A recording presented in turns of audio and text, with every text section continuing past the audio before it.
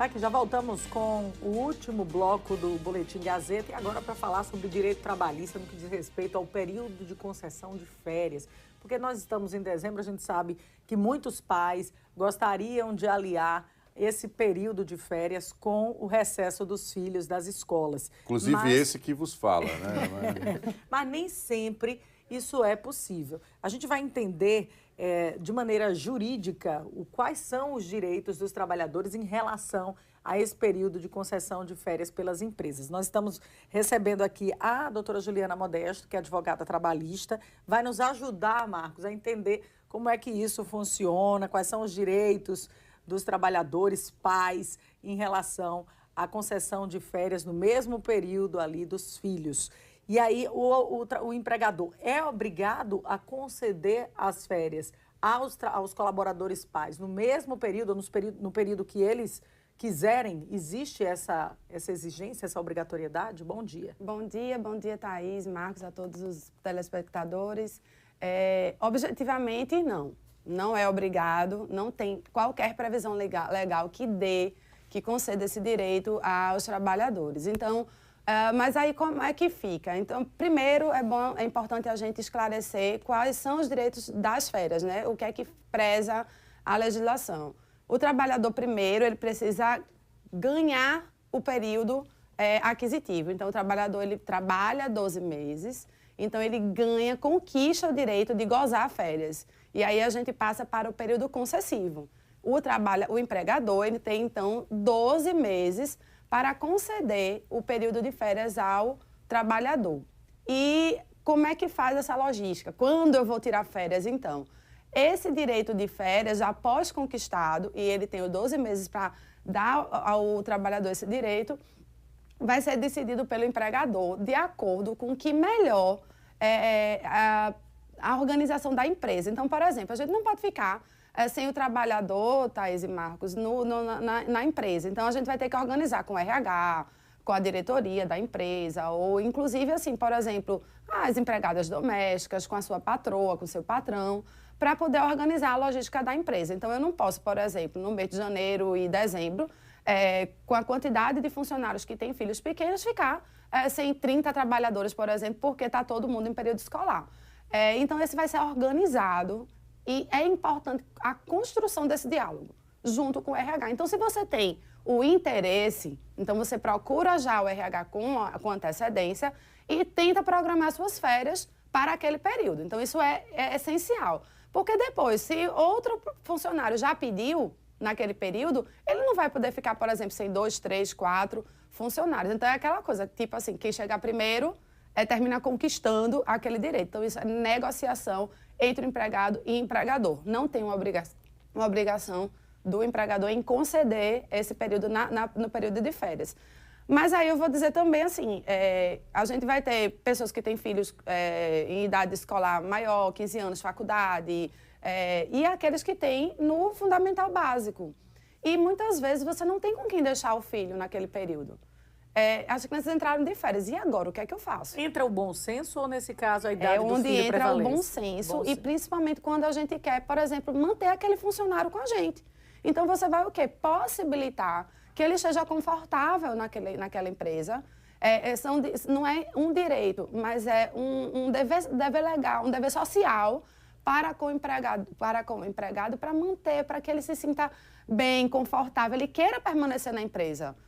Sabendo que isso vai ser levado em consideração, tem empresas que bolam até colônia de férias, né? Criam alternativas. Exatamente. E aí é possível também você fracionar as férias, porque a legislação ela permite que fracione em até 3 períodos.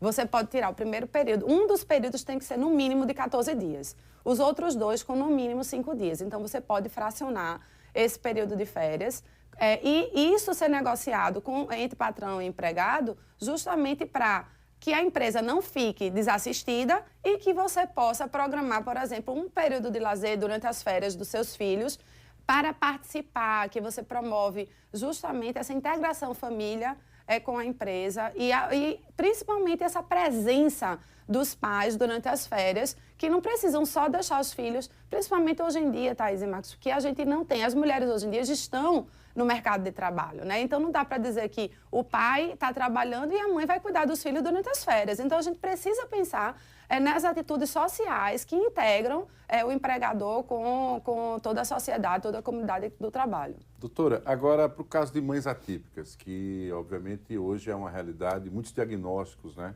de TDAH, de TEA, enfim. Há uma particularidade dos servidores públicos que hoje saem mais cedo, por exemplo, por conta dessa condição, para a legislação trabalhista em relação aos demais trabalhadores, os seletistas. Tem alguma compensação por esse pai ter um filho com uma deficiência, algo do gênero? Hoje em dia ainda não tem, Marcos. O que a gente tem, por exemplo, alguns trabalhadores entram com um pedido para redução de carga horária. Então, um trabalhador que cumpre 30 horas, tem muitos que terminam reduzindo 50%, trabalham 15, ou quem trabalha 44 trabalha 22 horas, e aí vai ser distribuído durante a semana. Mas ele não vai diminuir o seu período de férias porque ele tem, por exemplo, uma carga horária reduzida. Ele vai continuar com um período aquisitivo de 30 dias, assim, o ano e a concessão de 30 dias de férias. O que é que diminui as férias, por exemplo? É se você faltou durante o seu período aquisitivo. De horas. Aí ele vai o quê? Ser descontado. Então, talvez ele não tenha os 30, mas venha ter 25 dias de férias. Então, essa vai sempre equilibrar em relação a isso. Agora, porque você tem ainda não tem na legislação uma previsão específica. E aí tem muitos estudos e pedidos, pleitos nas assembleias no Brasil inteiro, né, para aumentar esse direito, porque a gente sabe que a necessidade da criança atípica é muito maior do que a criança que não tem qualquer limitação. E é importante também, só complementando, a questão do pagamento das férias, né? Você vai sair de férias, e agora? Eu vou sair sem nenhum dinheiro, como é que eu vou aproveitar minhas férias? Aí é que vem o texto constitucional. Na nossa Constituição prevê o pagamento de um terço das férias, e esse pagamento, junto com o salário, tem que ser feito em até 2 dias antes do gozo das férias.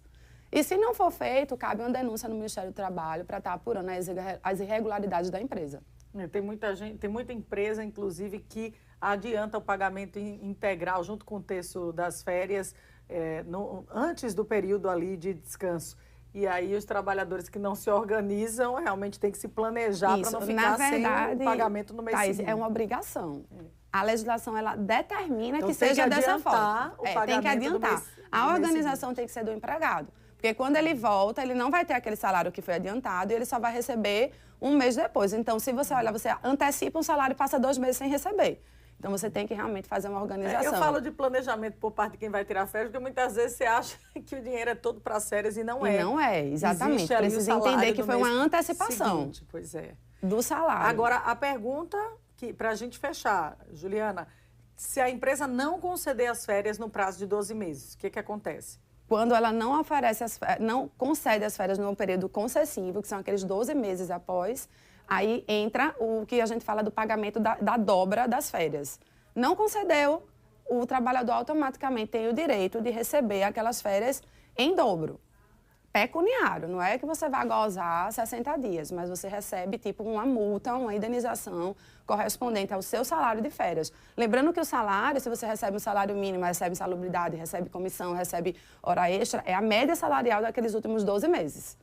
Perfeito, tá? Então, né? Não pode vender as férias, né? Essa situação. Pode, até 10 dias é permitido. Teve a mudança na legislação, então até 10 dias. Até 10 dias é permitido. Agora, você não é obrigado a vender. O empregador ele não pode lhe obrigar a vender as férias. Agora, é possível tanto ser um pedido do empregado, quanto do empregador, se ele tem interesse aí na venda daquelas férias. Como um acordo. Como um acordo. O empregador é obrigado a comprar se for da vontade do empregado. Não é obrigado. Também não. Ele pode. Isso é uma negociação entre as partes.